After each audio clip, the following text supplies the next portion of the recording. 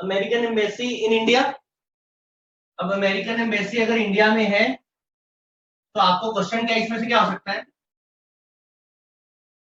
यहां से रेंट मिल सकता है, रेंट टू इंडियन मिल सकता है, यहाँ पे कोई इंडियन वर्क कर रहे हो उनको सैलरी मिल सकती है, सैलरी टू इंडियन, किसी को इंटरेस्ट मिल सकता है, मान लो इंडियन, और ऐसे ही रेंट प्रॉफिट इंटरेस्ट किसी अमेरिकन को भी मिल सकता है। ठीक है, ये कंडीशंस होती हैं। अब दो क्वेश्चन आते हैं कि भैया डोमेस्टिक इनकम में इंक्लूड करना है कि नेशनल इनकम। अब पहला क्वेश्चन, इन तीनों में से कोई भी चीज दे रखी हो और आपको क्या बोला हो कि भैया बताओ डोमेस्टिक इनकम में इंक्लूड होगा या नहीं, तो आपको ये देखना है कि ये जनरेट कहां हो रही है, अमेरिकन एम्बेसी इन इंडिया में। अब American embassy in India domestic territory of America होती है। अब यहां से कुछ भी जनरेट हो रहा हो, प्रॉफिट इंटरेस्ट सैलरी वेजेस, चाहे वो इंडियन को मिल रहा हो ऐसे, चाहे वो अमेरिकन को मिल रहा हो, but domestic income of India में नहीं ऐड होगा, डोमेस्टिक इनकम ऑफ इंडिया में नहीं ऐड होगा, लेकिन कहां जाएगा डोमेस्टिक इनकम ऑफ अमेरिका में, क्योंकि डोमेस्टिक इनकम निकालने के लिए हम हमेशा देखते हैं कि डोमेस्टिक टेरिटरी कहां की है, अमेरिका की। जितनी भी एम्बेसीज होती हैं ये वर्ल्ड में कहीं भी हो, ये उसी कंट्री की डोमेस्टिक टेरिटरी होती है जिसको ये बिलोंग करती है नेशनल इनकम कैलकुलेट करने के। तो यानी कि डोमेस्टिक इनकम कैलकुलेट करते हुए तो ये इंडिया की डोमेस्टिक, इनमें से कुछ भी इंडिया की डोमेस्टिक इनकम में इंक्लूड नहीं होगा, क्योंकि ये इंडिया की डोमेस्टिक टेरिटरी नहीं है। अच्छा, बात करें नेशनल इनकम की, तो पहले इन पे आते हैं, पहले चलो इस पे आते हैं। अमेरिका की डोमेस्टिक टेरिटरी से अमेरिका वाले को कुछ मिल रहा हो, इंडिया का क्या लेना देना, कुछ भी नहीं। ठीक है, अमेरिका की डोमेस्टिक टेरिटरी है ये, अमेरिका वाले को पैसे दे रहे हैं ये, तो इंडिया का क्या लेना देना इसमें, कुछ भी नहीं। यानी कि इंडिया की नेशनल इनकम में ना कुछ लेना देना ही नहीं है इसका, ना ऐड करेंगे ना लेस करेंगे। अब इस पे आ गए, अमेरिका से पैसा, अमेरिका की टेरिटरी से पैसा इंडिया में आ रहा है, चाहे सैलरी के रूप में आ रहा है, चाहे रेंट के, चाहे इंटरेस्ट के, क्योंकि अल्टीमेटली यूज कौन कर रहा है, नेशनल इनकम को देखते हैं जब हमें देखना होता है नॉर्मल रेजिडेंट चेक करना होता है, तो ये सारे नॉर्मल रेजिडेंट इंडिया के हैं, तो यानी कि अमेरिका से पैसा कहां आ रहा है, इंडिया में, यानी कि factor income from abroad, factor income from abroad, तो क्या होगी, इंडिया की नेशनल इनकम में ऐड होगी। सिमिलरली अगर हम रिवर्स एग्जांपल ले लें, अब क्या हुई, ये इंडियन एम्बेसी इन अमेरिका है, इंडियन एम्बेसी इन अमेरिका है, तो ये डोमेस्टिक टेरिटरी ऑफ इंडिया हो गई। इंडिया की जो एम्बेसी है ये वर्ल्ड में कहीं हो, इंडिया की मिलिट्री एस्टेब्लिशमेंट है कोई, वो वर्ल्ड में कहीं हो, इंडियन किसी भी वेसल को, एयरक्राफ्ट को ओन करता हो, वो वर्ल्ड में कहीं हो, वो इंडिया की डोमेस्टिक टेरिटरी होगी। ठीक है, तो इंडियन एम्बेसी इन अमेरिका क्या है, इंडिया की डोमेस्टिक टेरिटरी है, इसलिए इसमें से पैसा चाहे चाहे अमेरिकन को मिल रहा हो, चाहे इंडियन को मिल रहा हो, इंडिया की डोमेस्टिक इनकम में ऐड होगा। और जब नेशनल इनकम की बात होगी तो देखेंगे नॉर्मल रेजिडेंट। अब ये तो क्या है, ये इंडिया में से पैसा इंडिया को मिल रहा है, तो ठीक है, होना ही चाहिए नेशनल इनकम में ऐड। ये इंडिया से पैसा फॉरेनर को जा रहा है, तो फैक्टर इनकम टू अब्रॉड हो जाएगी, फैक्टर इनकम टू अब्रॉड हो जाएगी। कोई कंपनी या बैंक हो, कंपनी और बैंक ऑफ इंडिया है इंडिया का, लेकिन ब्रांच कहां है, जापान। तो बैंक हमें जब बोला डोमेस्टिक इनकम, तो डोमेस्टिक इनकम में हमें क्या देखना है, डोमेस्टिक इनकम में हमें ये देखना है कि ये जो कंपनी है या बैंक है इंडिया का जापान में, वो इंडिया की डोमेस्टिक टेरिटरी है क्या?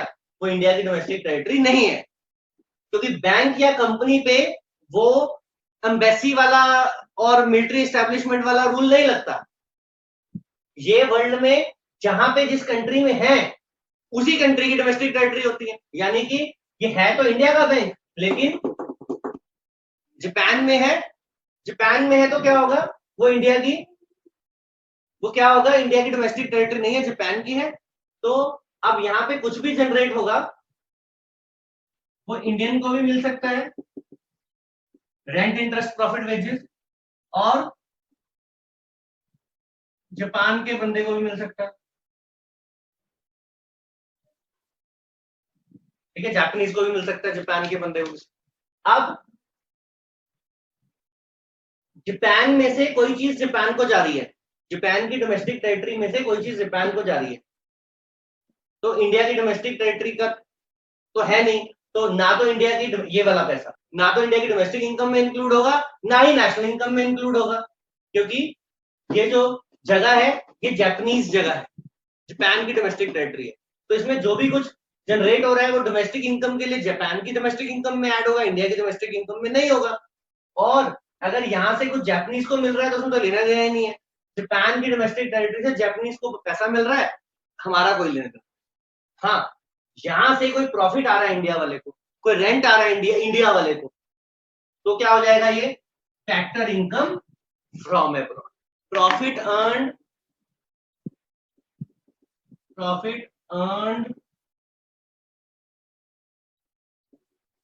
Earned by UK bank, UK का बैंक है लेकिन है कहां, इंडिया में। अच्छा, यूके का बैंक है इंडिया में, प्रॉफिट अर्न किया यूके के बैंक ने इंडिया से, क्या ये इंडिया की डोमेस्टिक इनकम में ऐड होगा? No sir. नहीं होगा सर।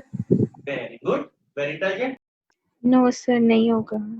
होगा होगा होगा। आपको ये देखना है कि ये जो बैंक है क्या लिखा है, profit earned by UK bank, लेकिन बैंक कहाँ है, इंडिया में। एम्बेसी के लिए, अब आपको समझना है एम्बेसी, बैंक और कंपनी में फर्क होता है। एम्बेसी है अगर कोई, तो उसके लिए क्या है, एम्बेसी वर्ल्ड में कहां भी हो वो उस कंट्री की ही डोमेस्टिक टेरिटरी होती है जिस कंट्री को बिलोंग करती है। लेकिन कंपनी या बैंक वर्ल्ड में जहां पे होंगे, जैसे अमेरिका में अगर एसबीआई की ब्रांच है तो वो अमेरिका की डोमेस्टिक टेरिटरी है, इंडिया की नहीं है। अब ये आपको मैंने पूछा इंडिया की डोमेस्टिक इनकम में ऐड होगा या नहीं, यही पूछा था, तो आपको सबसे पहले ये देखना था भैया ये जो बैंक है यूके वाला ये इंडिया में है, तो ये इंडिया की डोमेस्टिक टेरिटरी है या यूके की? Sir India. इंडिया की। जब ये इंडिया की डोमेस्टिक टेरिटरी है तो इसमें कुछ भी जनरेट होगा, रेंट, इंटरेस्ट, प्रॉफिट, वेजेस, वो इंडिया की ही डोमेस्टिक इनकम में ऐड होगा। दूसरी चीज, अब मैं आपसे पूछूं कि ये इंडिया की नेशनल इनकम में ऐड होगा, अब बताओ। अब आपको ये समझना है क्या है, इंडिया की डोमेस्टिक टेरिटरी से ये प्रॉफिट बाहर जाएगा, यूके का बैंक है तो यूके का ही, तो पैसा तो प्रॉफिट जाएगा तो यूके में। जब डोमेस्टिक इनकम देखनी होती है तो हमें देखना होता है जनरेट कहां हुई, किसकी डोमेस्टिक टेरिटरी में जनरेट हुई, तो जनरेट कहां हो रही है, इंडिया की डोमेस्टिक टेरिटरी में, तो इसलिए इंडिया की डोमेस्टिक इनकम में ऐड होगा। लेकिन पैसा मिल किसको रहा है, यूके के नॉर्मल रेजिडेंट को। ये जो बैंक है ये यूके का नॉर्मल रेजिडेंट है, पैसा अल्टीमेटली इनको चला जाएगा, तो इनको चला जाएगा तो क्या होगी, फैक्टर इनकम टू अब्रॉड। क्या होगी ये, फैक्टर इनकम टू अब्रॉड। अब फैक्टर इनकम टू अब्रॉड अगर आप ध्यान से देखो तो जब हम net factor income from abroad निकालते हैं ना, net factor NFY, net factor income from abroad, तो उसमें factor income from abroad minus factor income to abroad ऐसे माइनस करके आती है। तो ये क्या हो गई, फैक्टर इनकम टू अब्रॉड, तो क्या हो जाएगी, नेशनल इनकम में माइनस, इंडिया की नेशनल इनकम में माइनस।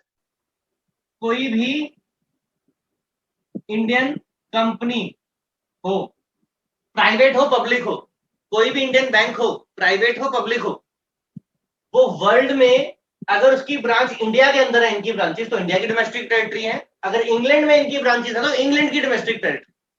मिलिट्री एस्टेब्लिशमेंट में ऐसा नहीं है, एम्बेसी के अंदर ऐसा नहीं है। एम्बेसी और मिलिट्री एस्टेब्लिशमेंट वर्ल्ड में कहीं भी हो, वो इंडिया की ही डोमेस्टिक टेरिटरी कंसिडर की जाती है। ठीक है जी।